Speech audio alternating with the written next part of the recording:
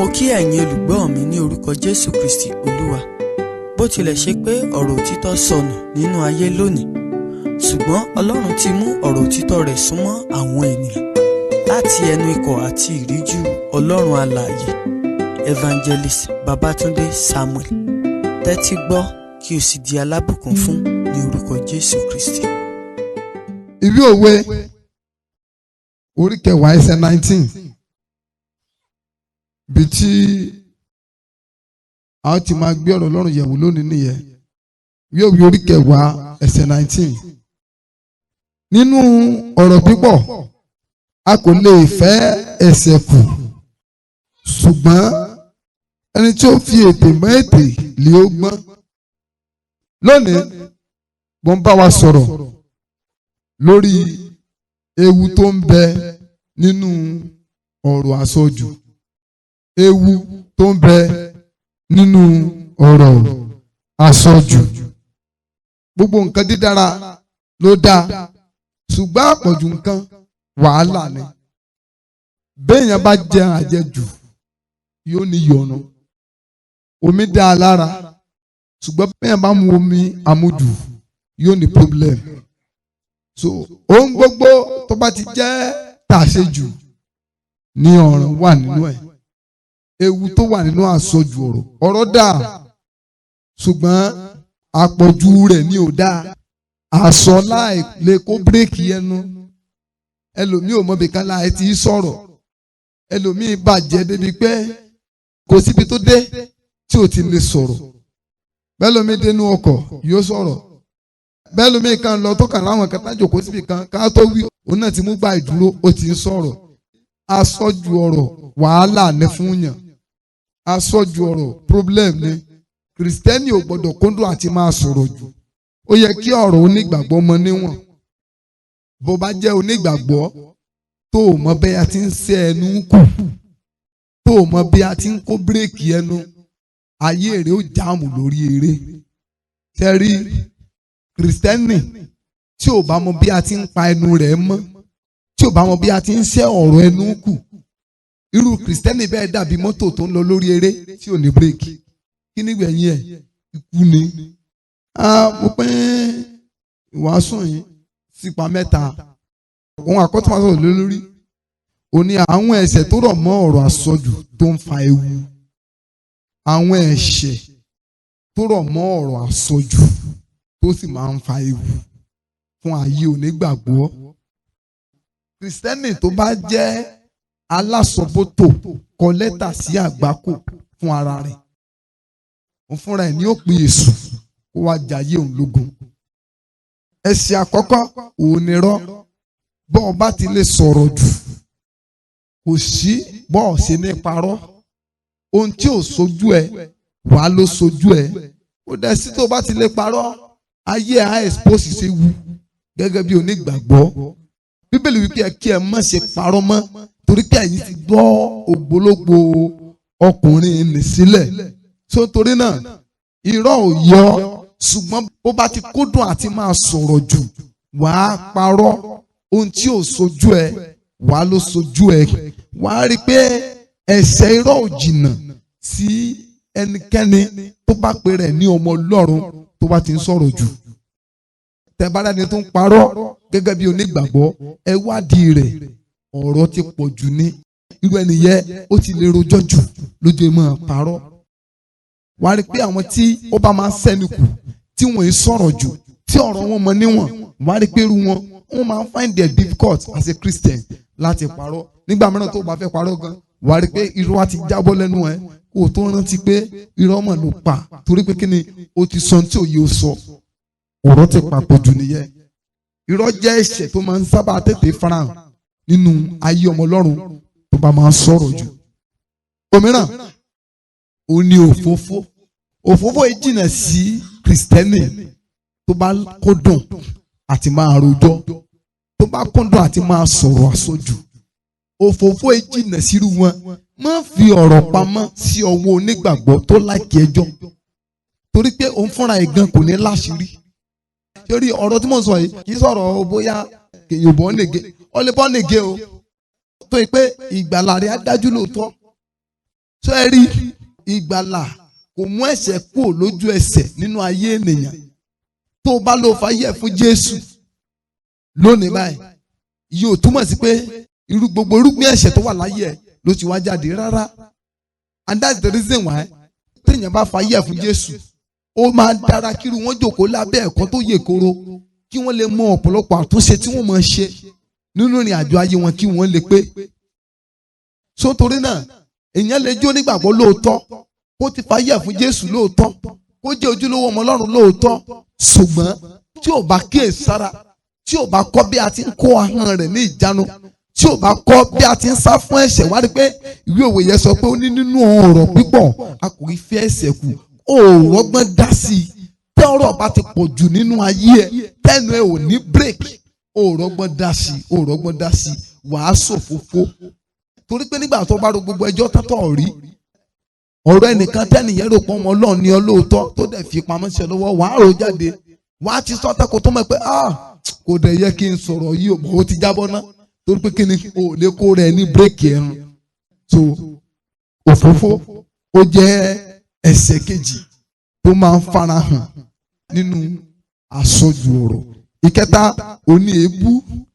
Èébú èyí jìnnà sí ẹnu ẹnikẹ́ni tó bá fẹ́ràn àti máa sọ̀rọ̀ àsọjù. Wàá dẹ̀ rí pé ìdájọ́ burúkú ló wà lórí ẹni tó bá máa bú èébú. Inú Ọlọ́run kì í dùn sínú àwọn tí ń bú èébú o. Jájọ wọnú ìwé Mátíù orí 5 ẹsẹ̀ 22. Wàá rí tí Jésù sọ nípa èébú. Kí ènìyàn máa bú yàn kò dára fún ọ gẹ́gẹ́ bí onígbàgbọ́. Ìyàwó mi á bú ọkọ ẹ̀ tẹ́. Mátíù 5:22. Ṣùgbọ́n èmi wí fún yín, ẹnikẹ́ni tí ó bá bínú sí arákùnrin rẹ̀ lásán yóò wà ní ewu ìdájọ́. Àti ẹnikẹ́ni tí ó bá wí fún arákùnrin, ibi tí mo lọ nìyẹn, ẹnikẹ́ni tí ó bá wí fún arákùnrin rẹ̀ pé rákà, ìtumọ̀ rákà ní aláìmọye, ọ̀dẹ̀, ẹni tí ò gbọ́n, èébú kan nìyẹn o. Olórí èébú ẹlòmídẹ̀ nìyẹn gẹ́gẹ́ bí onígbàgbọ́. A ní ọ̀dẹ̀ burúkú, ọ̀gbọ́n, níbo lọ kọ́kọ́ ló ẹ sí. Irú àwọn ọ̀rọ̀ bẹ́ẹ̀ yẹ ọ̀rọ̀ tó ń fi ayé onígbàgbọ́ sínú ewu. Àwọn nǹkan wọ̀nyí dà máa sábà ṣẹlẹ̀ tá a bá ti lè kó bírèkì ẹnu, tá a bá ti lè kó ara wa ní ìjánu. Ewu ńlá ni yóò wà ní ewu àjọ àwọn ìgbìmọ̀. Ṣùgbọ́n ẹnikẹ́ni tó bá wí pé ìwọ aṣiwèrè yóò wà ní ewu iná ọ̀run àpáàdì. Ọ̀rọ̀ Jésù Olúwa lílé yìí o sí àwọn ènìyàn.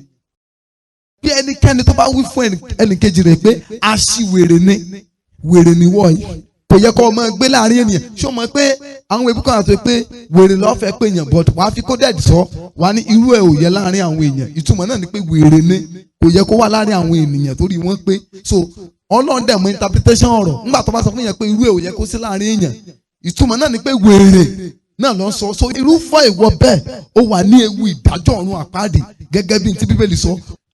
Ọlọ́ọ̀jà délé o, ẹja ṣọ́ra fún ọ̀rọ̀ àsọjù torí ọ̀pọ̀lọpọ̀ ewu ní àsọjù ọ̀rọ̀ máa ń ti ayé onígbàgbọ́ sí. Èébú kì í jìnnà sí ẹnu ẹnikẹ́ni tó bá ti fẹ́ràn àti máa sọ ọ̀rọ̀ àsọjù. Wàá rí pé òbí tó bá láìkì àti máa sọ̀rọ̀ tí ò lè kóra ẹ̀ níjánu, tó yẹ pé ohun gbogbo tó ọmọ bá ti ṣe ní òmò rí wí sí. Ẹ̀pá òbí kan wà bẹ́ẹ̀ yẹ, ẹ̀yin òbí, ẹ̀yin obìnrin, lámojú kúrò. Most times kì í ṣe gbogbo nǹkan tí ọmọ bá ṣe náà lẹ́mọ̀ sọ̀rọ̀ lé.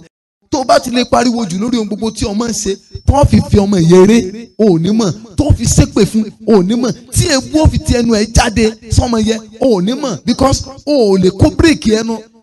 Yorùbá dẹ̀ sọ kíní kan, wọ́n ní ojú làgbà máa ń yá, àgbà yánu. Ẹlòmíì ní karagan lára tó yẹ pé wọ́n máa ń rìn síbi, á pariwo, wọ́n máa ń jókòó síbi, á sọ̀rọ̀, we have to check our life. Aláti yí ayé ara wa wò. Ìdí nìyẹn ẹlòmíì ò ń fẹ́ kí òun nìkan dá wọn lé. A ní kò ní sẹ́ni tó ń rojọ́ sí, wọ́n fẹ́ jọ sí ọ ni. Kódà ń gbà mí wà gan. Tó pé tó bá yẹ pé kò sí ọ̀rọ̀ tó ní lárí tí wà tó kọ ilé sọ, ẹ lọ sùn náà. Tàbí kẹ́ gbé bábí òyìn kẹ́ máa kà. Ju kó yẹ pé kẹ́ tó mọ̀ nípa àjíìsì. Ẹjíìsì ẹ máa bẹ̀rẹ̀ sí sọ tí ò tọ́ àwọn ọ̀rọ̀ ọ̀bùn yóò bẹ̀rẹ̀ sí ní tẹnu yín jáde. We have to be very very careful. Ó mìíràn wọ́n tún ní èpè. Mo ti sọ lẹ́ẹ̀kan èébú àtèpè ọmọ ìyá náà ni wọ́n. Sọ́rí tí èpè bá máa jáde ibi èébú ni ó ti bẹ̀rẹ̀. Tọ́ba ti lẹ́ni tí ń bú èébú tí ń bí èébú tí ò mẹ́nu dúró èpè ni ó padà tẹ̀lé. Èébú ní ń ṣáájú èpè. Èébú làbúrú èpè. Èébú ni fọ́ndésẹ̀ èpè. Kò dẹ̀ yẹ wá gẹ́gẹ́ bí onígbàgbọ́. Èpè yẹ kó máa ti ẹnu wa jáde. Bíbélì sọ fún ọ́nùwé James chapter 3 verse 10. Ó ní ẹnu kan náà tí a fi ń yin Ọlọ́run. Ó ní òun náà tún ní a ti fi ń ṣépè. Ó ní èyí kò yẹ wá bí ọmọ Ọlọ́run. Torí pé orísun kan ò lè sun méjì. Amen. Ẹnu tó fi ń gbé Ọlọ́run rẹ̀ ga. Kò tún yẹ kí èébú àti èpè tibẹ̀ jáde. We have to be very very careful. Òmíràn, ohun tí ni ìṣẹ̀fẹ̀ búburú. Ìṣẹ̀fẹ̀ búburú. Bí ọ̀rọ̀ bá ti pọ̀ jù, àwọn ọ̀rọ̀ ìṣẹ̀fẹ̀ jesting, àwọn ìsọ̀rọ̀ búburú kan, àwọn àwàdà tí kò tọ́, àwọn àwàdà tí kò yẹ, kò jìnnà sí ẹnu ẹnikẹ́ni tó bá jẹ́ Kristẹni tó bá ti fẹ́ràn ọ̀rọ̀ àsọjù. Bíbélì ò fi àyè gbà wá gẹ́gẹ́ bí onígbàgbọ́ láti máa ṣe àwọn àwàdà tí kò tọ́, àwọn àwàdà tí kò yẹ. Éfésù orí 5:4 àti ìsọ̀rọ̀ wèrè tàbí ìṣẹ̀fẹ̀ àwọn ohun tí kò tọ́, ṣùgbọ́n ẹ kúkú máa dúpẹ́. Paul sọ fún ìjọ Éfésù níbí nípa ohun tó yẹ kí ẹ ṣọ́ra fún, kí ẹ sá fún gẹ́gẹ́ bí Kristẹni. Ó ní kí ẹ ṣọ́ra fún àwọn ọ̀rọ̀ ìdíbàjẹ́, ìsọ̀rọ̀ wèrè àti ìṣẹ̀fẹ̀. Àwọn ìṣẹ̀fẹ̀ ohun tí kò tọ́, àwọn àwàdà kan wà tó yẹ pé kò yẹ ká bá lẹ́nu ọmọ Ọlọ́run, ṣùgbọ́n tó bá ti jẹ́ Kristẹni tó yẹ pé o láìkì àti máa sọ̀rọ̀ jù, tí àwọn ọ̀rọ̀ wọ̀nyẹn fún máa tẹnu ẹ jáde, ò ní mọ̀. Wàá rí pé tó bá wá ṣetán tó dúkù wọ nìkan, wọ́n bẹ̀rẹ̀ sí ní ìdálẹ́bi lọ́kàn ẹ̀. Ṣé ẹni tó bá wọnú mọ́tò kì í ṣe gbogbo ọ̀rọ̀ ló lè dá sí? Ó yẹ kó discipline ara ẹ̀, kì í ṣe gbogbo ọ̀rọ̀ ló lè dá sí.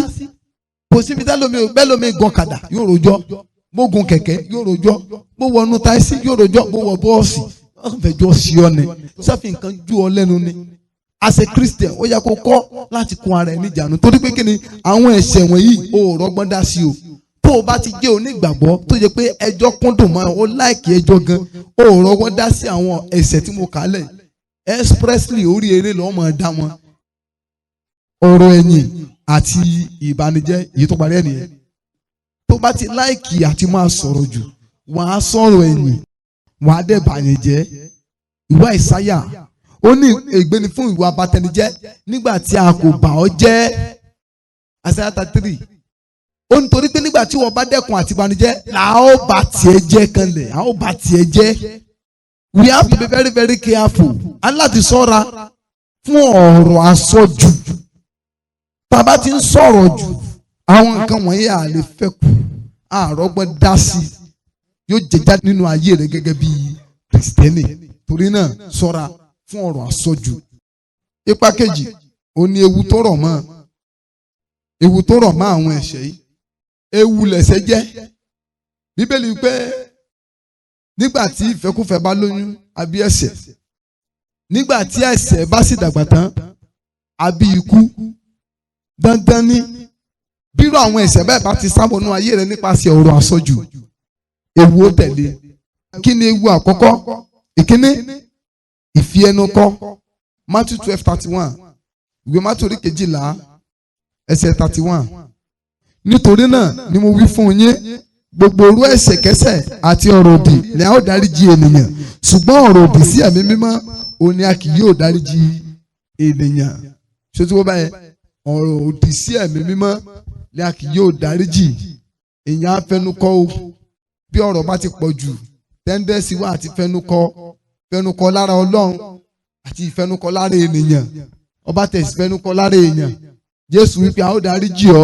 Tí wọ́n bá lọ fẹnukọ́ lára Ọlọ́run tàbí lára ẹ̀mí Ọlọ́run, tiẹ̀ tanu o. Lórúkọ Jésù ọ̀ọ́ni sí Ọlọ́run o. Bọ́ bá ti fẹnukọ́ lára Ọlọ́run, ọ̀rùgì oyin ọ̀rọ̀gùn ara ẹ nìyẹn. Kò sẹ́ni ó lè bẹ̀bẹ̀ fún ọ. Torí náà ẹja ṣọ́ra fún ọ̀rọ̀ àsọjù. Ẹnu mi gbọ́rọ̀, ẹlòmíì níbi ti sọ̀rọ̀ ẹ̀ lẹ́lẹ́nu gbọ́rọ̀. Kò sí anítani. Kò sẹ́ni tẹ́mi ò lè sọ̀rọ̀ sí o. Sẹ́ni tẹ́mi ò lè gbé náà ojú. Máa sọ. Nígbà wọn bá ti sì sọ, lára rí ó balẹ̀. Ìtì ìjẹ́kádì yóò tọ̀. Ọmọ ọ̀rọ̀ lẹ́lòmíì sọ táyé bàjẹ́. Ọ̀rọ̀ lẹ́lòmíì sọ tí iṣẹ́ bọ́ lọ́wọ́ ẹ̀. Ọ̀rọ̀ lẹ́lòmíì sọ tó lóyún sí ní tí ò rí bímọ. Ọ̀rọ̀ lẹ́lòmíì sọ tójú ẹ̀ fọ́ sí. ọ̀rọ̀ rẹ lómi sọ tí ìdílé ẹ̀ dàrú. Sọ̀rọ̀ ṣọ́ra o, ṣọ́ra. Ewu ńlá ń bẹ nínú ọ̀rọ̀ àsọjù láì ní bíréèkì ẹnu. Ìkejì, ìṣubú sí ọwọ́ ìbínú Ọlọ́run. Tó bá ti lè sọ̀rọ̀ jù, wàá ṣubú sí ọwọ́ ìbínú Ọlọ́run. Tá bá wo Sámúẹ́lì kejì orí 6 ẹsẹ̀ 20 to 23. Sámúẹ́lì kejì orí 6 ẹsẹ̀ 20 to 23. Dáfídì sì yí padà láti súre fún àwọn ará ilé rẹ̀. Míkálì ọmọbìnrin Sọ́ọ̀lù sì jáde láti pàdé rẹ̀.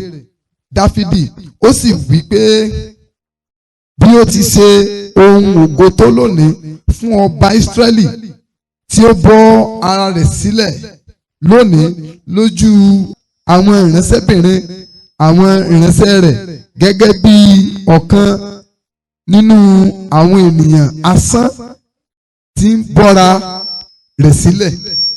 Dáfídì sì wí fún Míkálì pé níwájú Olúwa ni ẹni tí ó yàn mí fẹ́ ju bàbá rẹ lọ àti ju gbogbo ìdílé rẹ lọ láti fi èmi ṣe olórí àwọn ènìyàn Olúwa àní lórí Ísírẹ́lì. Èmi ó sì ṣíré níwájú Olúwa. Èmi ó sì tún rẹ ara mi sílẹ̀ jù bẹ́ẹ̀ lọ. Èmi ó sì ṣe aláìníyìn lójú ara mi àti lójú àwọn ìránṣẹ́bìnrin wọn ní tí ìwọ wí. Lọ́dọ̀ wọn náà ni èmi ó sì rí ògo. Nítorí náà Míkálì ọmọbìnrin Sọ́ọ̀lù kò sì bí ọmọ ní títí ó fi di ọjọ́ ikú rẹ̀. Ẹ wo bárábìnrin ṣe fẹnu kọ ìyàwó ọba ní o, ọmọbìnrin Sọ́ọ̀lù tí a fi fún Dáfídì níyàwó. Ẹ rí i pé nǹkan ìsànkórí ẹ̀gàn ò dáa kò sunwọ̀n. Amen. Nǹkan ọmọkùnrin 200 Fílístínì ni bàbá rẹ̀ gbà fún nǹkan orí Míkálì. Dájúdájú náà ayé òní ò ní sunwọ̀n. Dáfídì jó níwájú àpótí ẹ̀rí Olúwa, ó rẹra ìsílẹ̀. Ìgbà tí Dáfídì wá ń padà bọ̀ nílé, ọmọ Sọ́ọ̀lù lọ pàdé ẹ̀. Ó ní ẹnìkan ò dàbí ọba Ísírẹ́lì tó ń fi rẹ̀ ṣẹ̀ sí tó bá rẹ̀ sí ò níwájú àwọn ènìyàn lásán. Ó ń pe àwọn ènìyàn Ọlọ́run ní ènìyàn lásán. Sórí ara jẹ́jẹ́ ni wàá lò jókòó tẹ́lẹ̀ omi ò lò fà lọ́mú. Jẹ́jẹ́ làgbá kó jókòó tẹ́lẹ̀ omi ò lò tọ́. Àwọn ènìyàn Ọlọ́run ni ọmọ Sọ́ọ̀lù pè lé ènìyàn lásán. Bó ló ṣe rí fún bàbá ẹ̀ náà. Ilé làwọn òkà tó sọmọ lórúkọ. Nítorí ayé ẹlòmíì rí bó ṣe rí lónìí. Bí ìran rẹ̀ náà ṣe jẹ́ náà ló náà jẹ́. Ti fámìlì rẹ̀ náà jẹ́ ló náà jẹ́. Ẹja ṣàkíyèsí ibi ayé tá à ń gbé, ẹja ṣàkíyèsí ìwà wa. Ọmọbìnrin Sọ́ọ̀lù ipa ọ̀nà bàbá tiẹ̀ náà ló náà tọ̀.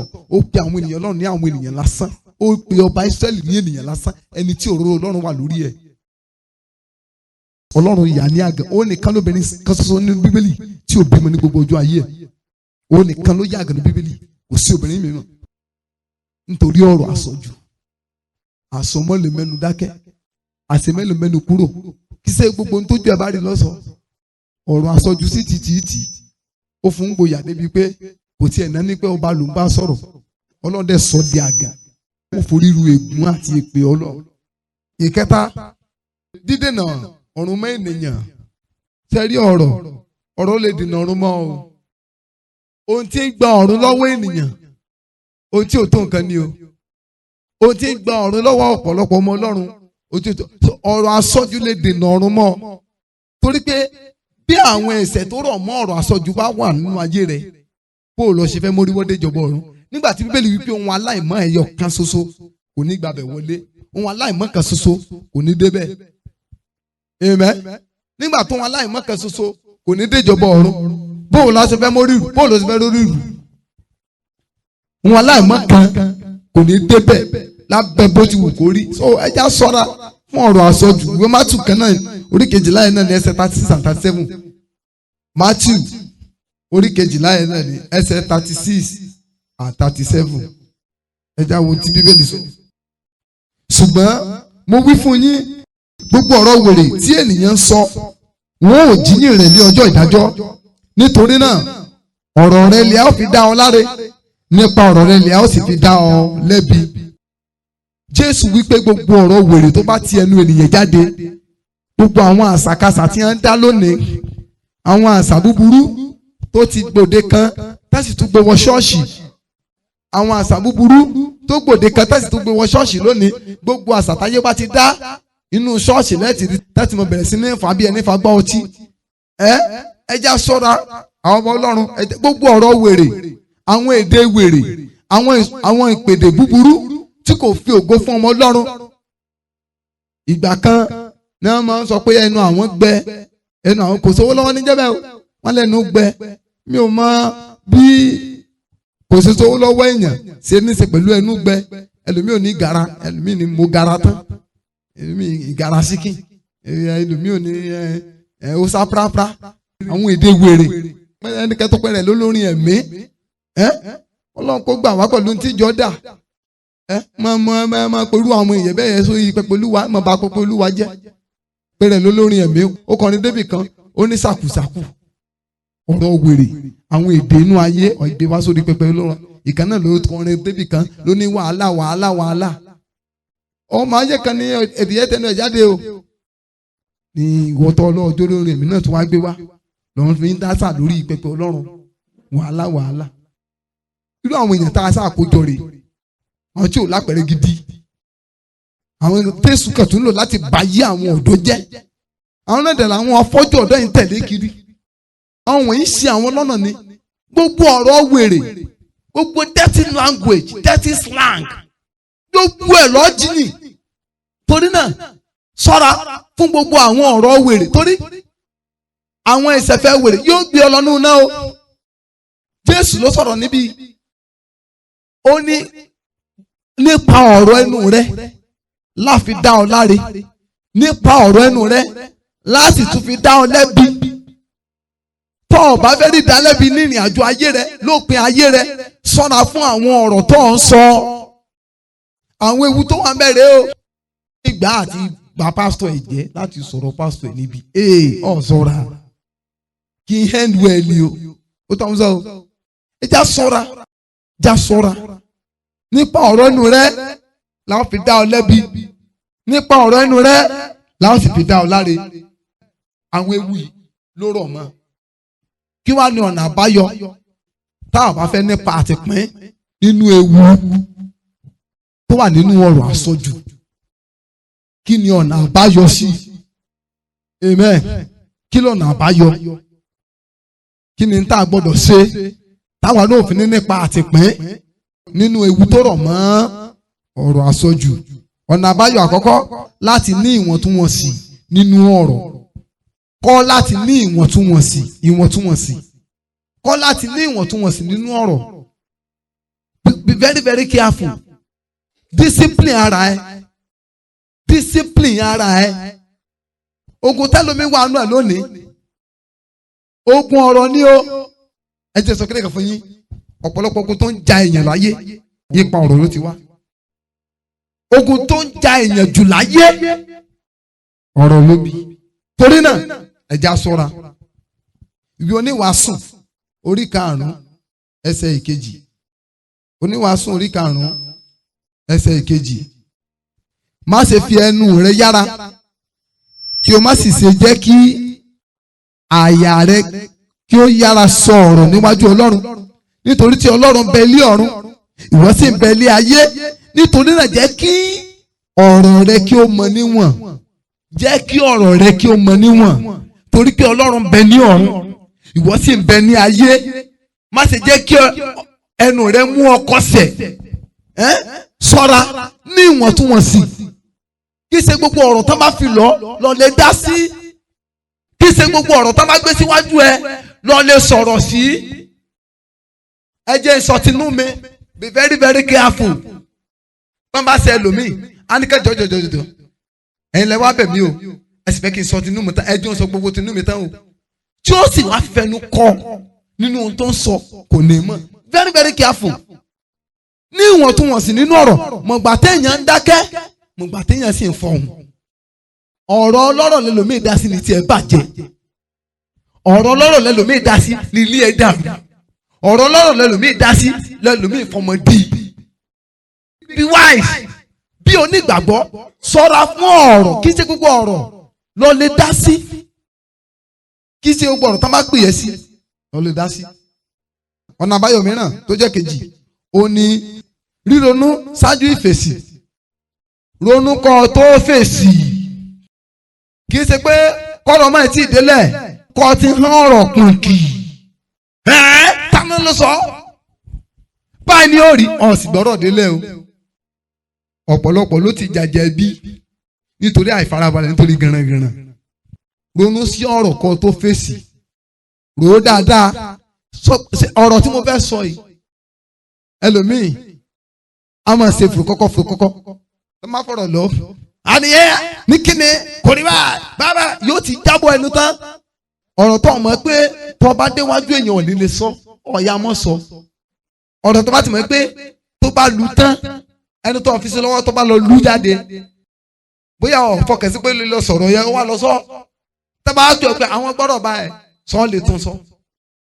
ọ̀rọ̀ tó bá ti mọ̀ pé ọ̀ lè sọ lójú ẹni tọ́rọ̀ ó kàn wọ́n wù lè sọ. ṣùgbọ́n fáńbù ẹlòmíì pọ̀ àmẹ́yẹ ẹni tó ti forí gbèpè níwájú ìránṣẹ́ Ọlọ́run. a ní pásítọ̀ wa wo kíní kan ìgbà ni àwo ní kíní kan ṣẹlẹ́dẹ̀ nípàkọ́. a ti wá sọ tán àwọn tó sọ sí lọ́wọ́ wà gbé ọ̀rọ̀ wọn lọ sọ fún pásítọ̀ a ní sẹ́mi náà lágbájá sọ̀rọ̀ báyìí ó dá nítorí ohun tó sọ mo sọ báyìí sáyé àmẹ́yẹ tí ń ru ègún àti èpè kìdí báyìí nítorí ọ̀rọ̀ ìsàlẹ̀ gbangba wọn sí ọ̀rọ̀ sísọ. wọn lọ kà ó sọ fáwọn sẹ́ni àwọn olùsọ̀rọ̀ sí. máìdì tó ń gé ẹ bíbélì wípé ó ní iná ni ahọ́n tí ń tiná bọ ayé ènìyàn. má jẹ́ kí iná orí ahọ́n ẹ tiná bọ ayé ẹ má gbọ́n mi òkun tán gbọ́n sáyé ẹ kò ní pa. iná tí ọ̀rọ̀ bá tì wọnú ayé ẹ Ọlọ́run nìkan ló lè pa. That is the reason why you have to be very very careful. Mọ tó sọ ẹlòmíì ti rí ẹ̀wọ̀n he láìròtì torí ọ̀rọ̀ dẹ́ ohun tí ò bá sojú ẹ má lọ sojú ẹ. wọ́n ní ẹlòmíì gbọ́ o gbogbo à ń bẹ̀ kìrìsìtẹ́nì sì lọ pé rẹ̀ sọ́ọ́rí gbogbo ọ̀rọ̀ tí ò sojú ẹ tọ́ ọ sọ́ bí wàá pójú ẹ ló ṣe irọ́ lọ pa o àfikọ́ ṣàtúnṣe kọ́ mọ́ lọ́nù náà. So wo kó tó fèsì gbogbo ntọ́ bá gbọ́ rò lẹ́ẹ̀mejì kó tó dáhùn. James chapter 1 verse 19 ẹ tẹ́sáré wò ó ìwé Jákọ́bù orí kìíní ẹsẹ̀ 19 ẹ̀já wo ti Bíbélì sọ fún wa níbẹ̀. ṣùgbọ́n jẹ́ kí olúkúlùkù ènìyàn kí ó máa yára láti gbọ́ kí ó lọ́ra láti fọhùn kí ó lọ́ra láti bínú. Yára láti gbọ́ lọ́ra àti fèsì. Ìtumọ̀ ni pé kí ló dé Ọlọ́run fi fún wa létí méjì náà. Ọlọ́run fún wa ní àwọn kankan méjì. Ọlọ́run fún wa lẹ́nu méjì ṣùgbọ́n fún wa lójú méjì ó fún wa létí méjì. Ìdí ni pé Ọlọ́run ti jàrí ẹ tójú kan ò bá ríran ìkejì ó rí. So wò ó dáadáa kó tó sọ wo ọ̀rọ̀ lẹ́ẹ̀mejì wo nǹkan lẹ́ẹ̀mejì kó tó sọ nípa ẹ̀. Etí ẹ méjì gbọ́ dáadáa gbọ́ ọ̀rọ̀ lẹ́ẹ̀mejì kó tó fèsì lẹ́ẹ̀kan. Fetí ẹ gbọ́rọ̀ lẹ́ẹ̀mejì kó tó fèsì lẹ́ẹ̀kan. Máa gbé ọ̀rọ̀ wá bọ̀ kò tiẹ̀ tí láàdì ọtí hàn pẹ́kán. Ìrankúran lọ fẹ́ hàn ó lè ṣe ní tí ó da ọ léegun ẹ̀yìn ni. Ìkẹta tó parí ẹ̀ ó ní yẹra fún àwọn ọ̀rẹ́ amúnirojọ́ simple. Yẹra fún àwọn ọ̀rẹ́ amúnirojọ́ téèyàn bá ti délé ẹ̀ tó ti pé ẹjọ́ ló mú wá tètè mú borùn ẹ̀kọ́ ní ẹjọ́ bẹ́ẹ̀ ṣe dé náà mi náà tẹ̀ fẹ́ ṣé kí ni o mo fẹ́ sọ̀rọ̀ jáde ẹ dákun ẹjọ́ o mọ̀ pé yẹ kò sí rọ́ńbẹ́ torí nígbà tó o bá níbi kankan tó o fẹ́ lọ tẹ́lẹ̀ tó wá ní o fẹ́ lọ ra nǹkan tó o sì ra nǹkan irọ́ lọ pa ṣùgbọ́n bá mú borùn ẹ dákun ẹ jẹ́ n pa yín lẹ́sẹ̀ síta èmi gan fẹ́ nara mo fẹ́ nara jáde ọlẹ́lẹ́sù lọ́nu èlèsù ayé rẹ̀ ọ̀lẹ́ dànù nù ìwọ náà gbọ́mọ̀rọ̀ ara rẹ̀ yẹra fún àwọn ọ̀rẹ́ àkóbáni amúnirojọ́ wọ́n bá ti gbé ọ̀rọ̀ kan wá tí ò sojú wọn yẹra fún wọn. Bíbélì sọ níwèé 1 Corinthians chapter 15 verse 33 ó ní ẹgbẹ́ búburú bà ìwà rere jẹ́ torí náà ṣọ́ra fún ẹgbẹ́ amúnirojọ́ àwọn ènìyàn amúnirojọ́ yàgò fún wọn má jẹ́ fi tiwọn kó bá tiẹ̀ because àwọn kan wà tó yẹ pé tó bá lọ ní rojọ́ sọ nígbà tí wọ́n bá fi máa jókòó tiẹ̀ tí wọ́n fi máa sọ̀rọ̀ bíi ẹ̀mélòó kan kọ́ tó mọ̀ ìwọ náà ti lose break ẹnu ọtí rojọ́ lọ torí náà irúfẹ́ àwọn èèyàn bẹ́ẹ̀ ṣé kí ni o yẹra fún wọn má wàá rú wọn lọ má sì jẹun wá ṣọ́ra fún ẹgbẹ́ akóniwọ̀nà ẹgbẹ́ àròjọ lórúkọ Jésù yóò dára fún wa o jáde lórí ẹsẹ̀ wa sọ fún Ọlọ́run Olúwa jọ̀ọ́ ràn mí lọ́wọ́ Ọlọ́run má jẹ́ kí ewu ọ̀rọ̀ má jò wù mí ẹ gbàdúrà. mo rò pé ẹ ti di alábùkún fún nípasẹ̀ ọ̀rọ̀ Ọlọ́run tí ẹ gbọ́ tán yìí. Fún àdúrà àti ìmọ̀ràn tàbí ìbéèrè lórí ohun tí kò yé ọ nínú ọ̀rọ̀ Ọlọ́run o lè pè sórí aago yìí 08065935539. ẹ máa pọ̀ sí nínú oore ọ̀fẹ́ Kristi. Láti gbọ́ onírúurú ìwàásù ọ̀rọ̀ Ọlọ́run mìíràn tí ń ṣe oúnjẹ ẹ̀mí o lè kàn sí wa lórí ẹ̀rọ ayélujára yìí tí ń ṣe YouTube channel wa Evangelist Babatunde Samuel. Bákan náà lórí Audiomack Evangelist Babatunde Samuel. Ẹ ṣé púpọ̀.